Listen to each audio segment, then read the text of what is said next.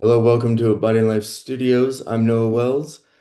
Today I have with me Shay Wells and Steve Reinhardt. Yep. Hey, everybody. Hi. Greeting. Hello.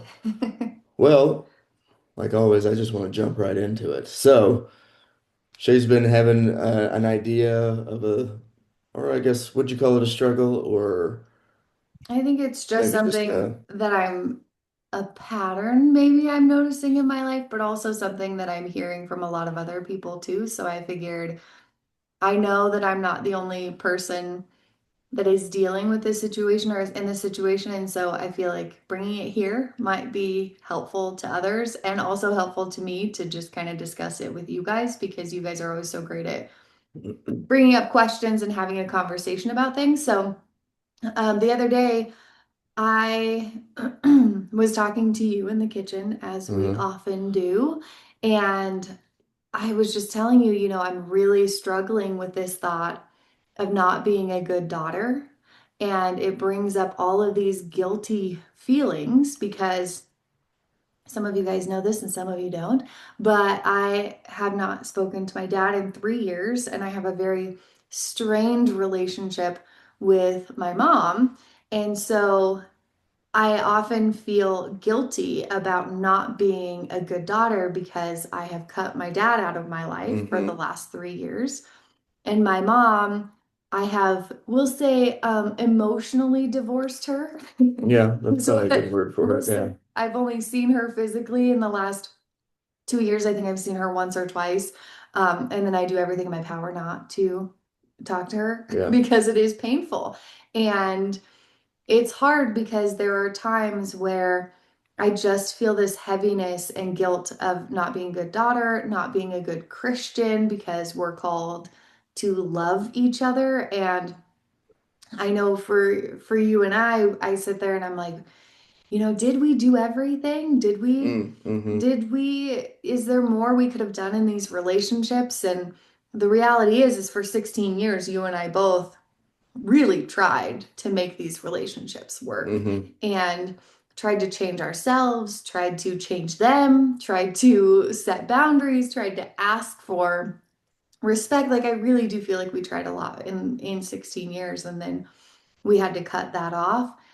And so I have to remind myself that we did try to make these relationships work, but there's still a piece of me that sometimes feels guilty for not being a good daughter, being a good Christian, because, like I said, if we're called to love, I'm not loving them. I'm just cutting them off. It's just, I've cut you off. So now I don't even have space to love them because they're not in my life. And so I often feel guilty and I start thinking, like, should I love beyond behavior? Like, what does it look like to love beyond Mm-hmm. behavior when somebody who is in your life? I mean, a lot of us have gone through this or are going through this where we have people in our lives that bring so much pain.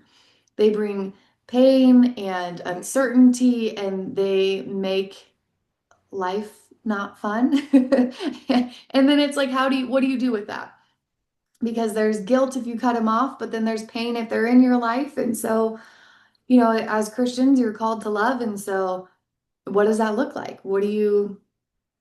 I don't know, what do you do? So, I flip flop between this and I have for a few years. And although I know that where these relationships are where they need to be right now, but there's still that piece of me, that daughter piece of me, that Christian guilt of me that's like, you're not loving them.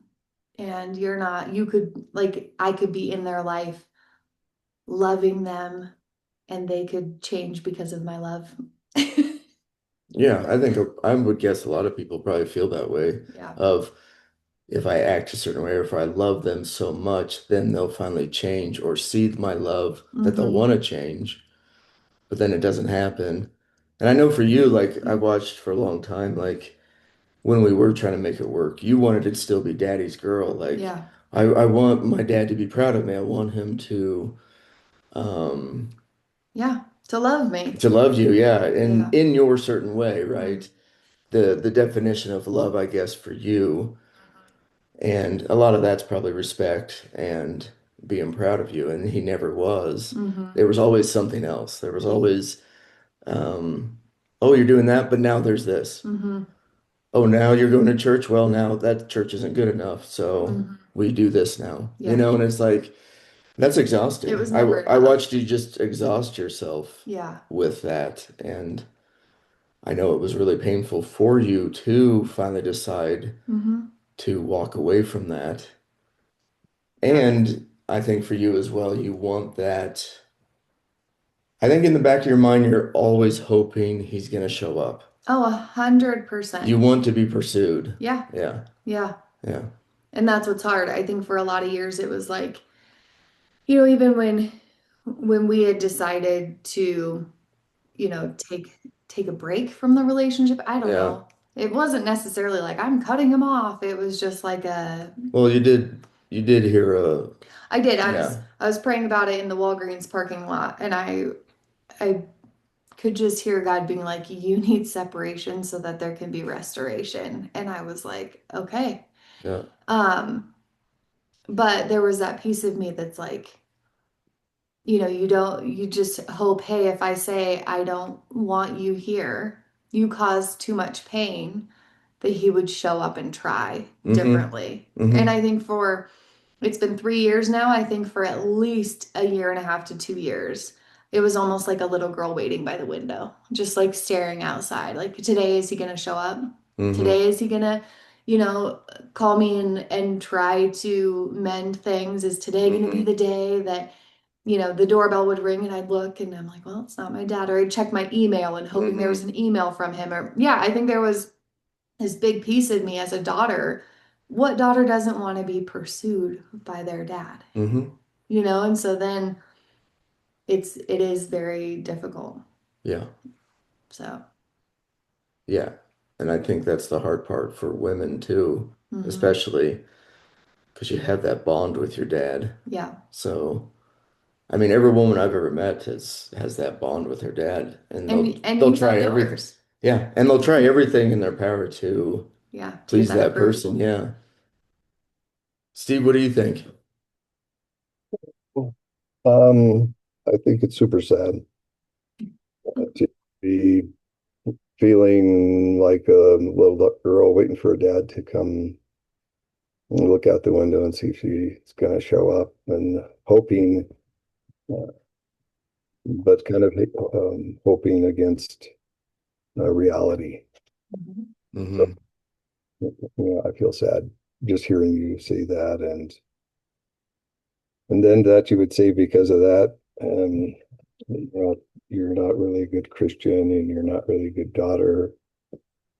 Um, yeah, that's heartbreaking to me to hear you say that because I know you, and I would want to like argue with that. Yeah. Yeah. Whoever told me that is like I like say like we're having to do this out now because I don't believe that for a minute, and so I guess and I have a couple questions like if you we talked a lot about love, but I'm not exactly sure what that means. Hmm. And Christian love, what that means. Um, so I guess that would be what I'd want to know is like, what do you mean by that? You want to be, mm, and I was also another thought that came to my mind is that, um, for me, love's about, um, it's without conditions. Re- Hmm. Real love doesn't have conditions. If it does have conditions, it's not love in my definition. Hmm. Mhm. Does that make sense? Hmm. Yeah. And that's what I think brings so much guilt for me is if we're to love without condition or love our neighbor as ourself, Hmm. I then feel like I put conditions on the relationship, which is why we're not speaking. Because then I ask for, it feels selfish or even sometimes bratty to know that I have severed this relationship for now. I don't know what tomorrow brings or next year, whatever, but for now, there's no relationship because there was a lack of respect for my husband and family and things. And so then it's like, man, maybe I don't know how to love without condition because having your dad walk into your house and not even say hello to your husband and treat him like crap, then me um, basically severing ties with him, that's a condition on our love. So I've actually toyed with that a lot of like, man, do I know how to love without condition? Because I was always, it was like, if you can't respect us, you can't be here, basically. But then is that me not loving well? Because I'm then putting conditions on our relationship. Yeah, so probably so like let's let all our let's let each of us get off the hook of like having to love perfectly. Hmm. Yeah. Well, loving perfectly is not, I don't think it's loving well. I think it's um, we just like everything in our Christian life. For me, I'm going to make lots of mistakes and errors, and I don't want to have to say, and I wouldn't want to say to you or anybody listening is like, oh yeah, you got to love perfectly. Hmm. Hmm. Say, oh, you got to love with lots of flaws, Hmm. make lots of mistakes, and that's what really love's about. Yeah. Uh, and we can love us just the way, same way Jesus loves us Yeah. and our folks and our kids and grandkids and our neighbors that do crazy things. Uh, Yeah. so I think that for part of part of my condition would be I'm going to give myself some slack and that take the lower the bar. Like if we're high jumping, I'm not going to like be jumping 6 feet. Hmm. I'm going to be jumping like a couple feet, maybe a foot. And so let's lower the bar and say, okay, I don't have to love perfectly, but I can still aspire to love and love well Hmm. without condition. And when I blow it, it's like not a big deal. God's not surprised. Hmm. No. Yeah. And I can ask for guidance on like maybe what to do different. So I don't know. Those are some things I'm thinking of in terms of how we would define love. I think maybe the most loving thing you did would to be able to say like, "Hey, I'm gonna love Noah and the girls, and the girls are being injured by hanging out with somebody." Hmm. Hmm. I think that would be, I would be upset with you if you didn't protect your girls Yeah. Hmm. from just being treated bad. Hmm. And if you don't have a good enough relationship, um, to be able to say, like if somebody came in my house and didn't acknowledge no, I'd say like, hey, what's going on? Hmm. And would hope they would be able to say, oh, sorry, I was just in a different world. I'm, struggling with whatever, or I'm mad at Hmm. life or whatever. I would want to Yeah. be at least call them on it and say, hey, like what's going on? If I don't have that kind of relationship, then well, maybe I'll go. We do have limited time. Maybe I'll go hang out with somebody else that I want to hang out with, and that would respect Noah. So I think those are all things, and I don't know if that's helpful or not, but I'm just thinking out loud. We define love as always pursuing somebody, and I'm not sure that's always the case. I don't, Hmm. and and and I would call you on it and say, oh yeah, your love's really imperfect. Hmm. Yeah. Yeah, you were like the little girl expecting your dad to be different than he is. Yeah. Yeah. So that would like you're having an expectation of him to be, Hmm. mm, something he's not. Hmm. Yeah. Yeah. It would be awesome if he was Yeah. Oh, 100%. really great that that he would show up.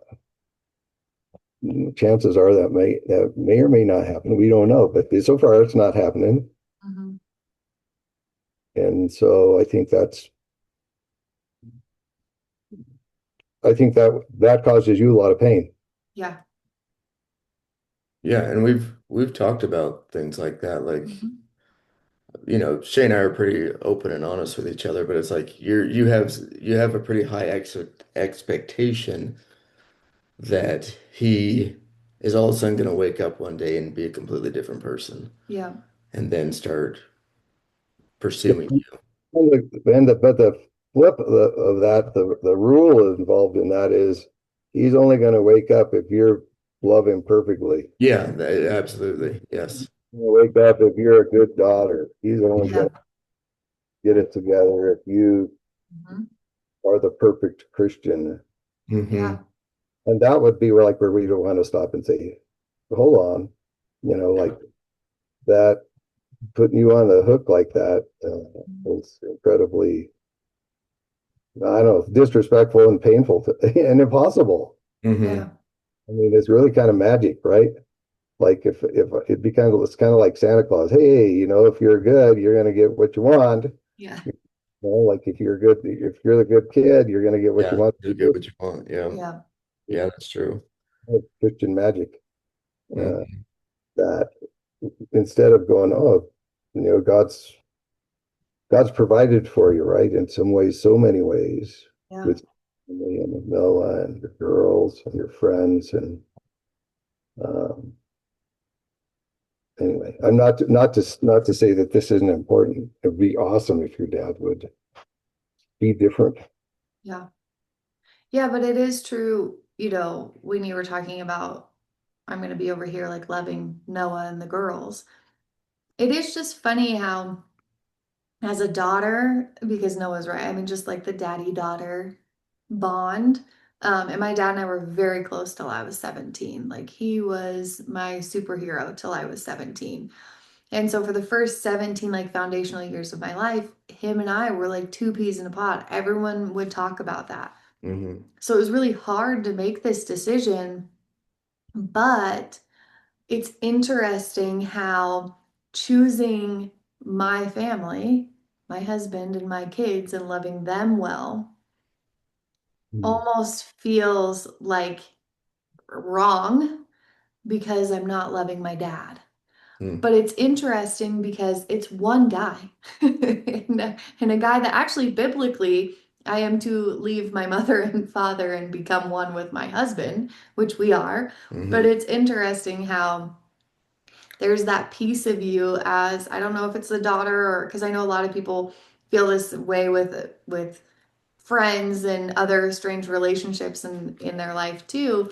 But there is this weird pull of although I chose my family, I'm still not being a good person because of this one. There's so much weight on this one relationship. It's so interesting when we start kind of talking about that of Can I ask you a question? Because you said something and yeah, Hmm. I'm not sure what you meant by it. yeah, You said, it's really great having Noah and you chose Noah and your girls, your family, yeah, but you're not loving your dad. yeah. What does that mean? You're not loving your dad.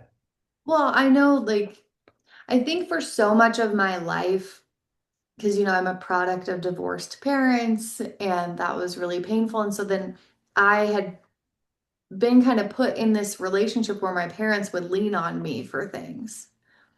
And so knowing that I'm not there, this sounds crazy saying it out loud, but knowing that I'm not there for my dad right now makes it puts this image in my head that is so unrealistic. And we've talked about this. Hmm. There's a piece of me that feels like my dad is in like this dark room alone, crying all day long because I'm not in his life, which is insane because I know it's not true. But I know he's going through things in his life as Hmm. well, and some really hard things. And like his mom died. I mean, there's all these things that I feel like he's not going to be okay unless I'm there to help him. Because for so many years, I was the person that both of my parents would come to and need almost for support. And so there's this piece of like, man, I did choose them, but is my dad okay without me? And we all know he is. Like we're all okay. Life Everything's goes fine. on. But there's this weird little piece of me that's like, man, is he okay moving through life without his emotional support person? Which Mm. puts a lot of pressure on me. And I'm the only one putting this on me. Well, they put it on me as a young child, but I'm still carrying it. Yeah, it sounds to me like you need a change of a job description. 100%. Not only was your dad your superhero, but you kind of was your parents' superhero. Yeah. Hmm. Um, and of course, none of us can fly. I've I've Yeah. tested, tried it, and like I'm not a very good superhero. So I would think maybe you want to change your job description. Yeah, which now that we're talking about all of this and having a little counseling sesh, it does, it makes me realize like there's a piece of me that not only longs for my parents in my life because I would love for our kids to have their grandparents in their life Hmm. and there's this fantasy piece that is not reality, not even close to reality, but there's this fantasy piece of like what life could be, although that's not realistic because it can't be with them. But there's also this responsibility piece that I've put on my shoulders of like what could be fantasy world, but also what was. And that was like Shay was the glue. And now I'm no longer the glue. So now in my head, it's like my parents are falling apart because of Hmm. me. Yeah, which It's is sad. very interesting to think about but the reality piece of it is even when I was the glue, I was putting all that pressure on myself, they weren't thriving. Like the relationship wasn't thriving. Even when I was the glue, I was dying and they were using. Hmm. They were using me and I was dying. But if I could try harder, if I could love better, if I could show up more, if I could show them how the love of Jesus, then maybe they would change, maybe they would be different. And I was dying in that process. Mm. And so then when you say, okay, I'm choosing life, basically, I can't keep dying. I can't keep, it's not working. I'm going to choose life and living. And you choose that. There's still a piece of you that feels dead. There's still that piece of you that feels like it's Hmm. dying. Yeah. Yeah. So really what you're saying, you're choosing boundaries. Yeah, for myself and our family. Yeah, correct. But even everyone talks about boundaries and oh, just put boundaries. It's so nice. Boundaries are still painful. And they're hard to do. They're hard to do and they still cause pain. Even though there is so much good, there's still sadness and pain when you create boundaries, especially when that boundary is distance. There's still pain there. Yeah. So, So it sounds like it really wouldn't be a good idea to do that. well, I wouldn't recommend it. It's where God has me right now, but it's not, it's definitely not, I mean, it doesn't sound like it's a good idea to create any kind of boundaries or really switch job descriptions. yeah, don't do anything. So, Yeah, just let someone keep walking all over you. Yeah. yeah, And yeah. Or walk over yourself and just feel guilty because you're not doing enough and you like you were the glue and you should be the glue and there must be something wrong with you if they're not coming together and they're not feeling close with you and showing up Yep. because your glue's not obviously not sticky enough. Yep. And so you have the fantasy of what life could be, and then you have the responsibility. Maybe I'm just thinking out loud. Maybe you even lost kind of like a purpose in life. Yep. But your job was to keep them together. Your job was to make kind of be the emotional lubricant oil, you Mhm. know, the friction down and make life peaceful and happy and joyful uh, and now you don't actually have that. Yeah. Yeah, and how many of us have heard, I'm going to butcher this scripture, of course, but turn the other cheek, Yeah. right? So it's almost like you hear that scripture and you're like, oh, I should just allow whoever's in my life to just walk all over me. And I should just, because I'm going to do the Christian thing Yeah. and I'm going to turn the other cheek, Yeah. you know? And love beyond behavior Yeah, I love means behavior, if which is, if Jesus loves me because of my behavior, well, I'm screwed. And if I'm called to be like Jesus, which is what I grew up hearing in the church, right? Is like your sole mission is to hmm be like Jesus. Like, what yeah, would Jesus do, right? I yeah, grew up in the WWJD era. era. We had it on everything. So then there's so much guilt with that of like, man, if Jesus loves me past my behavior, hmm I'm supposed to be like Jesus, but I'm holding people to their behavior, then I am not being a good Christian. I should be turning the other cheek and just saying, listen, if you want to come into my house and not even say a word to my husband and religiously abuse my children and talk some crazy and treat us like crap, sure, because we're Christians. Come on in. You can do whatever you want. Like that's what that sounds like. Yeah. But that is not what God actually calls us to do. Sometimes I feel like loving someone is creating separation. Sometimes it is saying Yeah, no more. because I think you can love him without having him in your life. I do love him. I actually don't have any animosity towards him. I am hmm not angry with him. I don't have any like resentment. Well, maybe some resentment, but I do genuinely love my dad so much. It was just too painful to keep going down that road that we were hmm going down.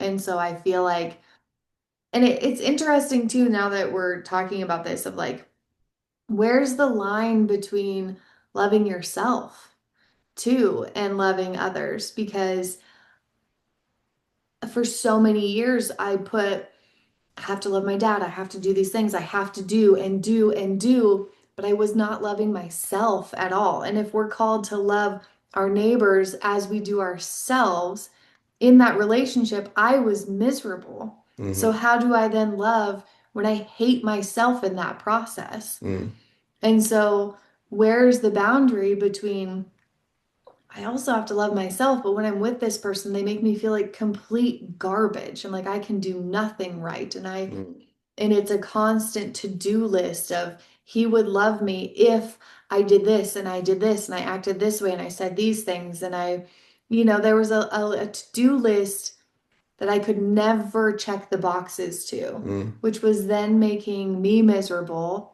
you miserable, our kids miserable. hmm And so then where's the line between I also have to love myself the way that Jesus loves me. I hmm also have to love my family the way that Jesus loves. And so it's just interesting how so many of us put so much, it's like putting all your eggs in one basket. It's like, oh, but I have to fix this relationship. Although it may be hurting all these other relationships and hurting myself, but this one hmm is I have to make this one relationship work. Yeah, because you probably have it in your head if you make that one work, everything else will work, Yeah, which is exhausting. very, very That exhausting. sounds exhausting. Yeah.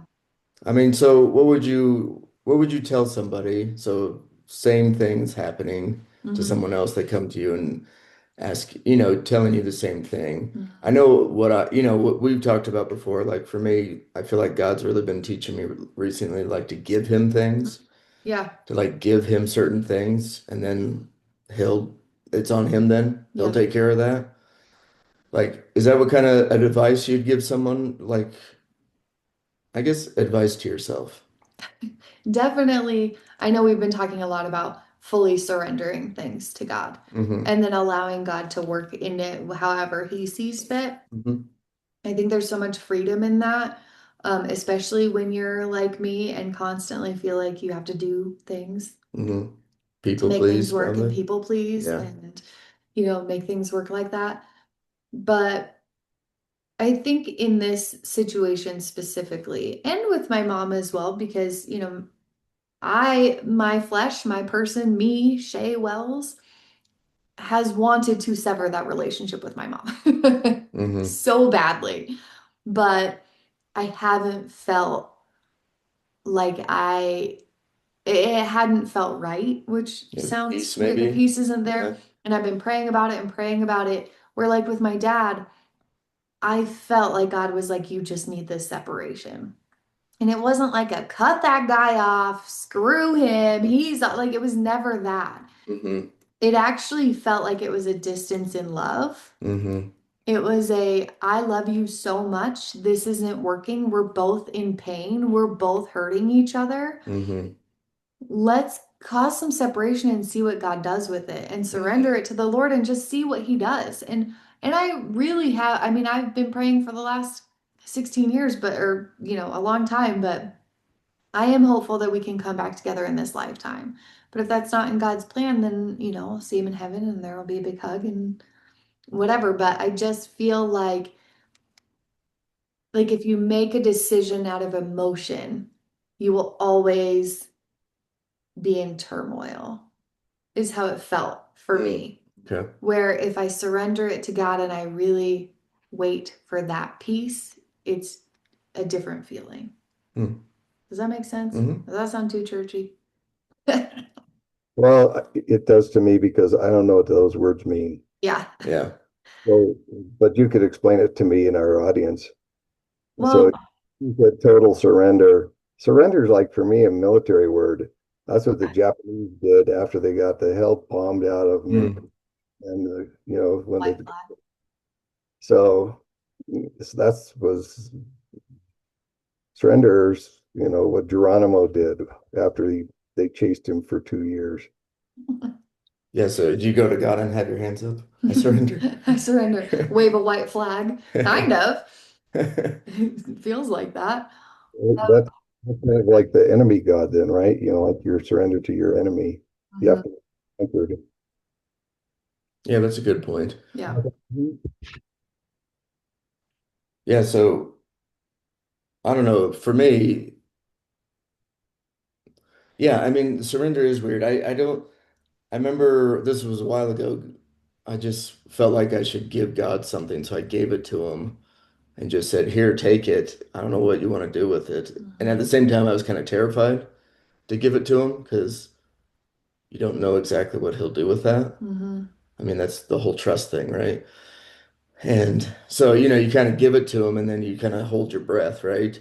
And then months go by and you start relaxing a little bit. You're like, all right, you're not gonna beat it out of me. Okay, this is, it's just that weird concept I have with God sometimes. But yeah, and then you talk to other believers and sometimes they'll say that word surrender. So then you're Mhm. like, oh, that's what I need to do. Mhm. I should have surrendered it instead of, but I think it's just all words that Yeah, I we've think, all grown up with, right? yeah, definitely. It's a word I feel like we all hear and say, but for me, it But do we means, really understand it? for me, what it means to me, especially in this situation, is to just fully give this relationship to God and whatever that looks like. And I've even told God, like, if if you want him back in my life, we'll go through that again. We'll see, I'll give him a call today. It's not, to me, it's dropping the expectation and dropping the to-do list and just giving it to God and saying, if you want this to have healing and restoration, or if you want us to be in each other's lives, or whatever you want, like, you can make this happen. I can no longer continue making this happen. It's me giving up control and saying, I can no longer Mm. continue on this. I can no longer check the to do list. I can no longer hold a to do list for him. So I can't control this anymore. I can't have a hand in this. I can't keep hurting myself and my family. And I know he's hurting too. This isn't working for him either. And so if you want something different, if you want us to have a relationship, whatever that looks like, then you take care of it because it's more of freeing up myself and saying, I can no longer continue on this path.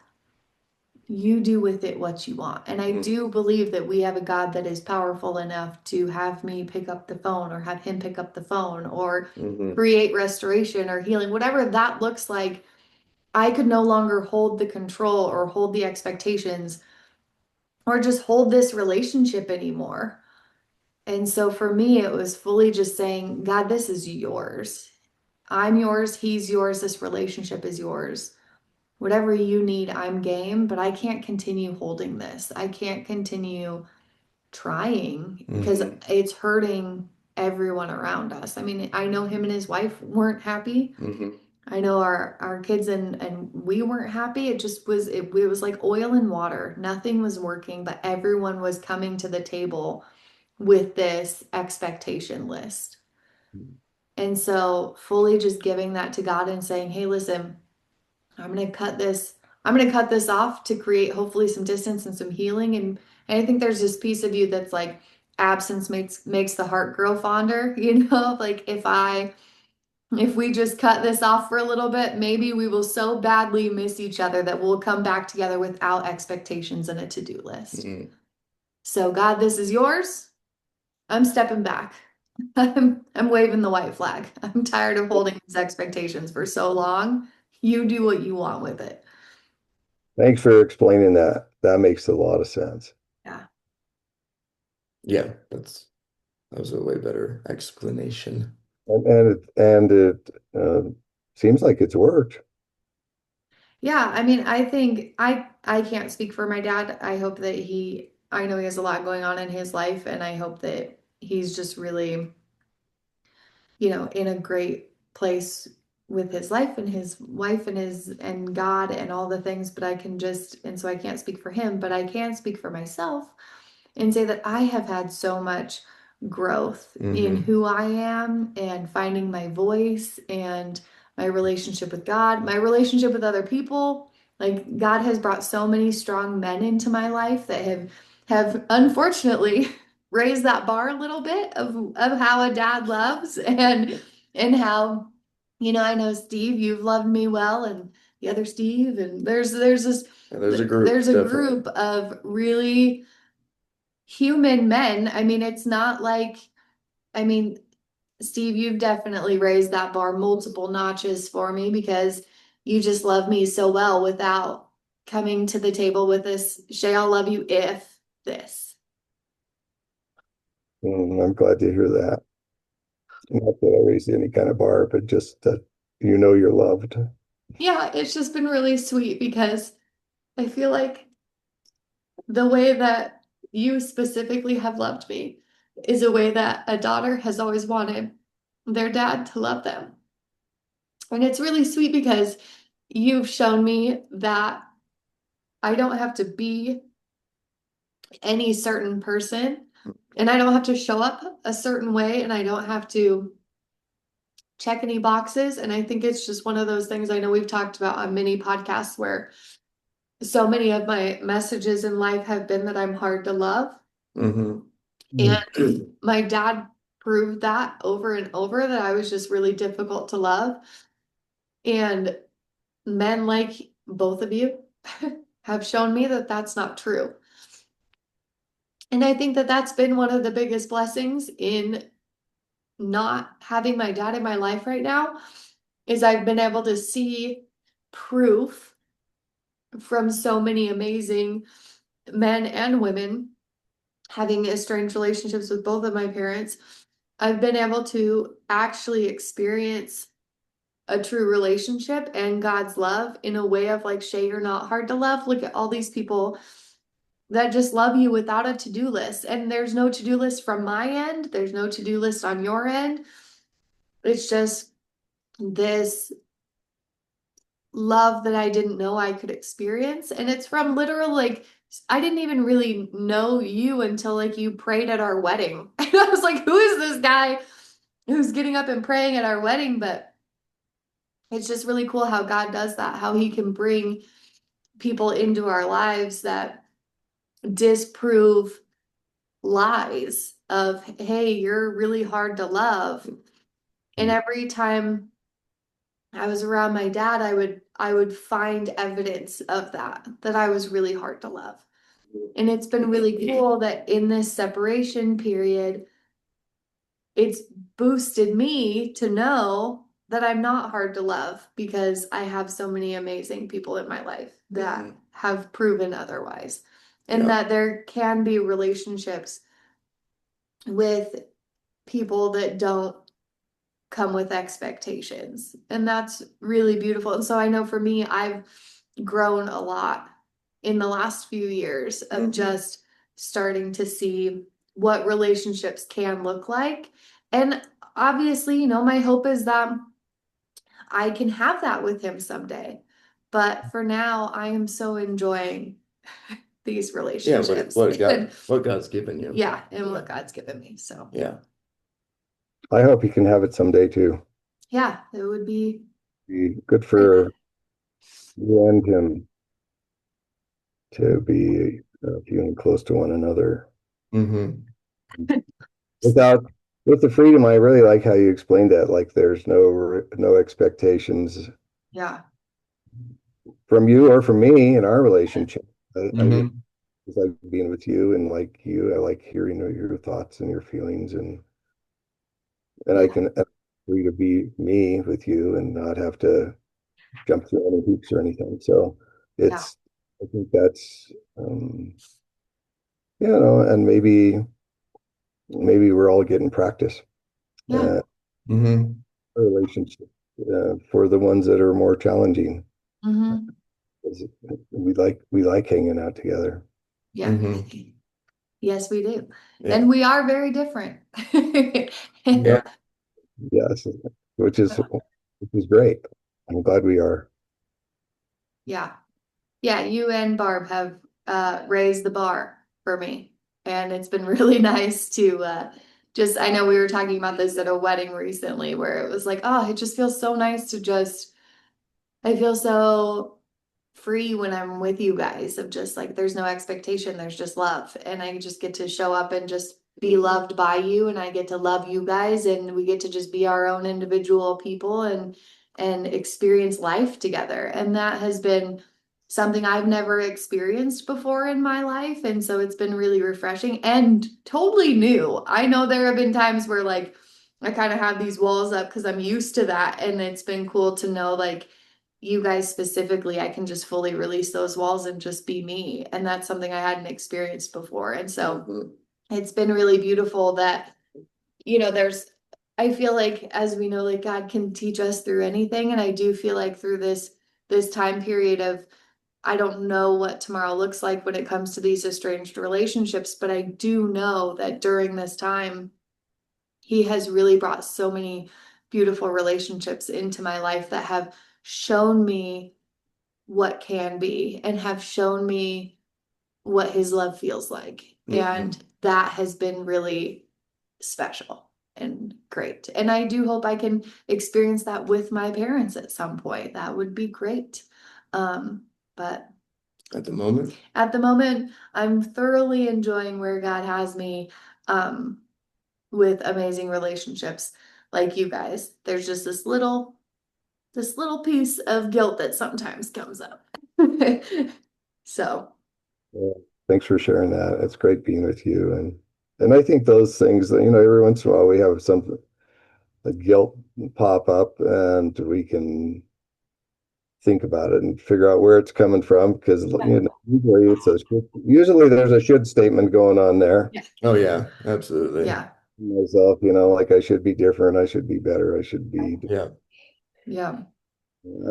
And sometimes it's somebody else telling me that I should be different, I should be better.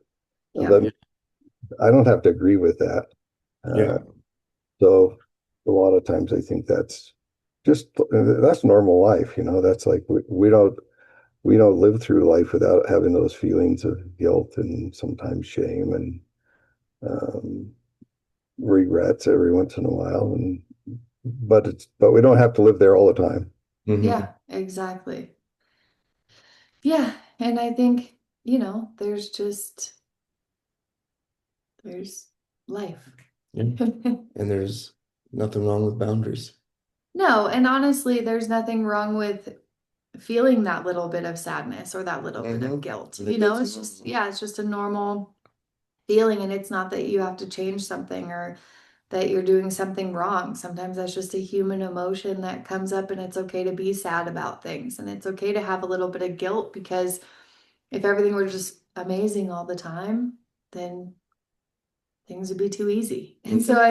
I think sometimes we try to run from that sadness or run from the guilt or run from all of those things instead of just like sitting in that and going, okay, why am I feeling this? Let's Let's kind of, dissect it yeah, a little let's bit. look into it. And sometimes for me, I can go so long without thinking about that relationship or without thinking about my dad. And so then when I feel that guilt, sometimes it just gives me a moment to just pray for him.